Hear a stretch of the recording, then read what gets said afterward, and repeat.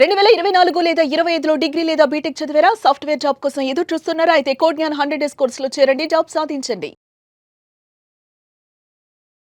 వ్యవసాయ ఆధారితమైనటువంటి భూములు ఏవైతే ఉన్నాయో చాలామంది ఏంటంటే పల్లెటూరులో కనుక మనం చూస్తే ట్యాక్స్లు అవి కడుతూ ఉంటారు, రెవెన్యూ డిపార్ట్మెంట్కి వెళ్తారు, వాటికి సంబంధించినటువంటి ఏమైనా ఉన్నా కూడా క్లియర్ చేసుకుని వచ్చేస్తూ ఉంటారు.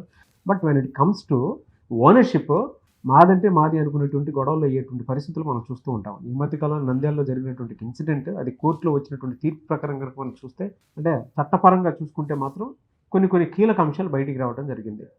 అయితే ఏ విధంగా ఉంటుంది వ్యవసాయ భూములకు సంబంధించినటువంటి వాటిలో కనుక మనం చూస్తే? ఇది చాలా ఇంపార్టెంట్ ఇన్ఫర్మేషన్ అండి నాగరాజ్ గారు. రీసెంట్గా మనకి ఆంధ్రప్రదేశ్ హైకోర్టు, అమరావతి హైకోర్టు రీసెంట్గా ఒక తీర్పు ఇవ్వడం జరిగింది. ముఖ్యంగా ఇద్దరు సోదరులు పోతులూరి వీరబ్రహ్మేంద్ర స్వామి మఠం, వీళ్ళకి సంబంధించినటువంటి కేసు ఎప్పటి నుంచో నడుస్తుంది. దీనికి సంబంధించి ఆ వివాదానికి ముగింపు పలుకుతూ ఆంధ్రప్రదేశ్ హైకోర్టు ఒక జడ్జిమెంట్ ఇవ్వడం కూడా జరిగింది. చాలామంది ఏమనుకుంటారంటే, మీరు అన్నట్టుగా ముఖ్యంగా గ్రామీణ ప్రాంతాల్లో, పల్లె ప్రాంతాల్లో ఉన్నటువంటి చాలామంది ఏమనుకుంటారంటే, రెవెన్యూ రికార్డ్స్లో మ్యూటేషన్లో మా పేరుంది, శిస్తు కడుతున్నాం, అంతేకాకుండా ట్యాక్స్లు ఇతరత్ర ఏవైతే ఉంటాయో వాటికి చెల్లిస్తున్నాం, అంతేకాకుండా పంట రుణాలు తీసుకుంటూ ఉంటాం. ఇలాంటి సందర్భాల్లో ఇవన్నీ చెల్లిస్తున్నాం కాబట్టి వివాదంలో పూర్వీకులకు సంబంధించిన ఆస్తి వివాదం ఉన్నప్పటికీ కూడా ప్రెజెంట్ మేము స్వాధీనం ఉన్నాం, దాని ఆక్రమణలో మేము ఉన్నాం, పోషన్ అంటే దాన్ని పూర్తి స్వాధీనంలో ఉన్నాం మేము, అంటే ఆ స్థలాన్ని, ఆ భూమిని, ఆ ల్యాండ్ని మేము అనుభవిస్తున్నాం, మేము చెల్లిస్తున్నాం. మ్యూటేషన్లో కూడా మా రికార్డ్స్లో మా పేరే ఉంది కాబట్టి ఇక మేము ఓనర్షిప్ మాకే ఉంది అనుకుంటారు. దీనికి ఫుల్ స్టాప్ పెడుతూ ఆంధ్రప్రదేశ్ హైకోర్టు ఇచ్చిన తీర్పు చాలా కేసులకి ఒక దిక్సూచిగా ఉపయోగపడుతుందని అయితే నేను అనుకుంటున్నాను నాగరాజ్ గారు. చాలా కేసులు ఉన్నాయి, మనం మాట్లాడుకుంటే అనేక కేసులు మనం మాట్లాడుకోవడానికి కూడా అవకాశం ఉంటుంది. ముందుగా ఈ కేసు యొక్క నేపథ్యాన్ని మనం మాట్లాడుకునే ప్రయత్నం చేద్దాం. ఇక్కడ ఈ కేసు వివరాలు ఏంటంటే, ఇద్దరు సోదరులు ముఖ్యంగా వీరబ్రహ్మేంద్ర స్వామి మఠానికి సంబంధించినటువంటి ఆలయ భూములకు సంబంధించి, ఆలయ ట్రస్ట్ అది యాక్చువల్గా పోతులూరు వీరబ్రహ్మేంద్ర స్వామి గారి యొక్క మఠానికి సంబంధించిన ఆలయ భూముల యొక్క సంబంధించి వీరిద్దరి మధ్య వివాదం ఉంది.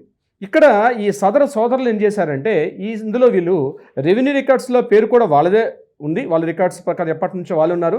అంతేకాకుండా గవర్నమెంట్కి కూడా ఎవ్రీ ఇయర్ శిస్తు కడుతూ ఉన్నారు, శిస్తు రసీదులు కూడా ఉన్నాయి. దాంతోపాటు రీసెంట్గా సిండికేట్ బ్యాంకులో వాళ్ళ పత్రాలని కూడా జోడించి కొంత రుణాన్ని కూడా తీసుకున్నారు. వీటన్నిటిని ఆధారాలు చూపిస్తూ ఇంకొక విశేషం ఏంటంటే, ఈ కేసు యొక్క ఉద్దేశం సంబంధించి ఎవరైతే ఈ సోదరులు ఉన్నారో వీళ్ళ యొక్క తాతగారి పేరు మఠం ఆదిశేషయ్య అని, వాళ్ళ తండ్రి గారి పేరు మఠం అయ్యన్న గారు అని చెప్పి, వాళ్ళ తాతగారు మఠం వీరబ్రహ్మేంద్ర స్వామి అని చెప్పి, కాబట్టి మఠం అనేది మా ఇంటి పేరు కాబట్టి మా పేరు మీదుగా వస్తున్నాయి. ఇంతే తప్ప మఠం యొక్క వీరబ్రహ్మేంద్ర స్వామి యొక్క మఠం ఉంది కదా, ఆ మఠానికి మా ఇంటి పేరు మీద మఠం ఉండడానికి తేడా ఉంది. మేం వేరు, ఆ మఠం వేరు. కానీ అక్కడ మఠం అనేటువంటి ఒకే ఒక క్లాస్ తోటి మా భూములను కూడా స్వాధీనం చేసుకునే ప్రయత్నం చేస్తున్నారు అని చెప్పి వాళ్ళకి మధ్య వివాదం రావడం జరిగింది. దీన్ని విచారించినటువంటి సెషన్స్ కోర్టు విచారించారు, డిస్ట్రిక్ట్ కోర్టుకి వెళ్ళారు. ఇక్కడ హైకోర్టు ఏం చెప్పారంటే, మఠం అన్నది మీరు కాస్త ఫోర్జరీ చేశారు. వాళ్ళు పూర్తిగా కోర్టు కూడా ఎలా డిక్లరేషన్ ఇస్తారంటే, ఒక తీర్పు ఇచ్చేటప్పుడు మఠం అనేది మీ ఇంటి పేరు అయి ఉండొచ్చు కాక, కానీ మీరు చెప్తున్నట్టుగా ట్యాక్స్లు ఉన్నాయి, శిస్తు రసీదులు ఉన్నాయి, మ్యూటేషన్స్లో ఉన్నాయి, అంతేకాకుండా పంట రుణాన్ని కూడా మీరు తీసుకున్నారు కాబట్టి వీటి ద్వారా కేవలం మీకు ఓనర్షిప్ ఉందని మాత్రం మేము డిసైడ్ చేయలేము. The sentence is very very most important. These are the evidence ఏవైతే సబ్మిట్ చేశారో, ఏది మ్యూటేషన్ రికార్డ్స్లో, రెవెన్యూ రికార్డ్స్లో ఉన్నటువంటి పేరు కానీ, అదేవిధంగా శిస్తులు కడుతున్నటువంటి రసీదులు కానీ, అంతేకాకుండా మీరు పంట రుణాన్ని తీసుకున్నారు, మీ పేరు మీదుగా పంట రుణం ఉంది, అనేక సంవత్సరాల పాటు ఉంది, అంత మాత్రాన స్వాధీనంలో కూడా మీరు ఉన్నంత మాత్రాన ఆ ల్యాండ్ మీకు సంబంధించింది కాదు. ఆ ల్యాండ్ అది కన్ఫర్మేషన్ రావాలంటే మన ఆంధ్రప్రదేశ్లో చూసినట్టయితే అడంగల్ అంటాం మనం. అడంగల్ అంటే ఆ స్థలానికి మొత్తం సంబంధించి 32 కాలమ్స్తో ఉంటుంది. అడంగల్ పేపర్స్ ప్రతి ఒక్కరు చూసే ఉంటారు. అందులో అడంగల్ అంటే అసలు ఎటువంటి స్వభావం ఉన్నటువంటి ల్యాండ్, ఎవరికి సంబంధించిన ల్యాండ్, అంతకుముందు ఆ ల్యాండ్ ఎవరు అనుభవించారు, ఎవరి నుంచి ఈ ల్యాండ్ వీళ్ళకి వచ్చింది, ఆ ల్యాండ్ యొక్క పట్టా number, survey number, everything details అని ఉంటాయి.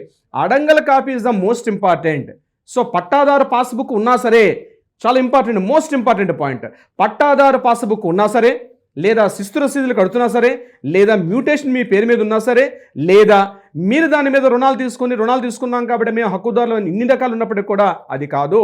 పట్టాదారు పాస్బుక్ ఉన్నప్పటికి కూడా అది కేవలం మీకు ఎవిడెన్స్గా ఉపయోగపడుతుంది తప్పించి యాజమాన్యపు హక్కులు అన్నవి పూర్వీకుల నుంచి ఒక టైటిల్ డీడ్ అన్నది మీకు పొసెషన్ సర్టిఫికేట్ అన్నది కంపల్సరీ రావాలి. ఇప్పుడు నేను మీకు ఒక ల్యాండ్ అమ్మాను అనుకోండి, ఆ ల్యాండ్ అమ్మితే నేను మీకు రిజిస్ట్రేషన్ ఆఫీసులో కానీ ఎంఆర్ఓ ఆఫీసులో కానీ ఆ ప్రాపర్టీ అమ్మినటువంటి రుజువు పత్రాలు మన దగ్గర ఉండాలి. అంటే ఓనర్షిప్ రైట్స్ అనేవి ఇంపార్టెంట్.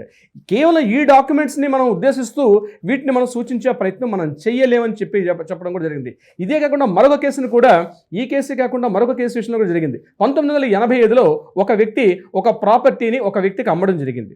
టోటల్ సేల్ కన్సిడరేషన్ అంతా చేశాడు, కానీ ఒక 2,000 రూపాయలు బ్యాలెన్స్ ఉన్నారని చెప్పి జస్ట్ ఇద్దరి మధ్య ఒక అగ్రిమెంట్ నడిచింది తప్ప వాళ్ళు రిజిస్ట్రేషన్ ఆఫీస్లో ప్రాపర్టీని రిజిస్ట్రేషన్ చేసుకోవాలి.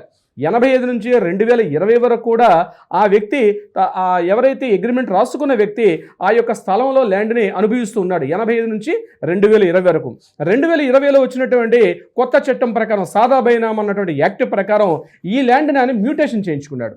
మ్యూటేషన్ చేసుకొని వాళ్ళ కొడుకు కూడా సేల్ డీడ్ చేయడం జరిగింది. మ్యూటేషన్ కూడా చేశారు. చేసిన తర్వాత రీసెంట్గా ఎప్పుడైతే భూముల యొక్క ధరలకు రెక్కలు వచ్చాయి, అంటే అప్పటి వరకు ఉన్నటువంటి వందల్లో వేలలో ఉన్నటువంటి ల్యాండ్ వాల్యూస్ అన్ని కూడా అమాంతంగా కోట్ల రూపాయలకి ఎప్పుడైతే పెరిగాయో సదరు వ్యక్తి ఏం చేసిన రీసెంట్గా ప్లాటింగ్ కూడా చేశాడు. ప్లాటింగ్ కూడా చేసి ప్లాట్లు కూడా విక్రయించడం జరిగింది. ఇటువంటి సందర్భంలో 85లో ఎవరైతే ప్రాపర్టీ రిజిస్ట్రేషన్ చేసుకోలేదో ఒరిజినల్ డాక్యుమెంట్ తన దగ్గర ఉంది కాబట్టి అతను ఆ ఒరిజినల్ డాక్యుమెంట్ తీసుకొని మళ్ళీ రిజిస్ట్రేషన్ ఆఫీస్కి వెళ్ళి వేరే వ్యక్తి పేరు మీద రిజిస్ట్రేషన్ కూడా చేసుకోవడం జరిగింది. ఇప్పుడు యాక్చువల్గా ఓనర్ ఎవరు అంటే అగ్రిమెంట్ ఆఫ్ సేల్ నడిచింది, కానీ ఓనర్షిప్ డాక్యుమెంట్ మాత్రం రిజిస్టర్డ్ రికార్డ్స్లో మాత్రం ఓనర్షిప్ ట్రాన్స్ఫర్ కాలేదు. ఇతని పేరు మీద మ్యూటేషన్ ఉంది, ఇతని పేరు మీద శిస్తుంది, ఇతని పేరు మీద స్థలంలో స్వాధీనంలో కూడా ఇతున్నాడు. అంత మాత్రాన ఎట్టి పరిస్థితుల్లో కూడా హక్కు రాదని చెప్పి వివాదం ఇప్పటికి కూడా కోర్టులో ఉంది. సో ఇప్పుడు నేను చెప్పే రెండో కేసు కూడా, మొదటి కేసు ఏదైతే ఇప్పుడు నేను చెప్పినటువంటి వీరబ్రహ్మేంద్ర స్వామి యొక్క మఠానికి సంబంధించినటువంటి జడ్జిమెంట్ ఏదైతే ఉందో దాన్ని వర్తించే విధంగా ఉంటుంది. ఇక్కడ చాలా లీగల్ పాయింట్స్ ఆఫ్ ఉంటుంది. అంటే 12 సంవత్సరాల పాటు స్థలంలో ఒక ఓనర్షిప్, అంటే ఒక ఓనర్ ఈ స్థలం నాది కాదని చెప్పి వెళ్ళిపోతే ఆ క్లాజ్ వర్తిస్తుందా వర్తించదా, ఇలాంటి చాలా గ్రౌండ్ రియాలిటీస్ని పరిగణలో తీసుకుంటాం. బట్ ఏదేమైనప్పటికీ కూడా ఆంధ్రప్రదేశ్ హైకోర్టు ఇచ్చినటువంటి తీర్పు ఏదైతే ఉందో, అంటే మ్యూటేషన్స్, శిస్తు రసీదులు, అదేవిధంగా ట్యాక్సులు కట్టినవి, అంతేకాకుండా పంట రుణాలు తీసుకున్నా, ఇట్లాంటివి ఏవైతే ఉన్నాయో దీన్ని ఓనర్షిప్ను సూచించినటువంటి పేపర్స్ కాదు. మీకు ట్రాన్స్ఫర్ జరగాలంటే ఓనర్షిప్ జరగాలి, యాజమాన్య హక్కుల ట్రాన్స్ఫర్ బదలాయింపు జరగాలి. అంతేకాకుండా అడంగల్లో ఉన్నటువంటి పేపర్స్, అదే తెలంగాణలో మాట్లాడుకున్నట్లయితే పహానీ రికార్డ్స్, అంతేకాకుండా ఆర్ఓఆర్ రికార్డ్స్, ఇవన్నీ ఉంటే తప్ప కేవలం మేము శిస్తు కట్టే ఉన్నటువంటి ఎవిడెన్స్ చూపించినంత మాత్రాన ఇది జరగదు అని చెప్పి తీర్పు అయితే ఇవ్వడం జరిగింది నాగరాజు గారు. Anyways thank you so much Alakari Ravindranath గారు. Thank you so much Nagaraju గారు.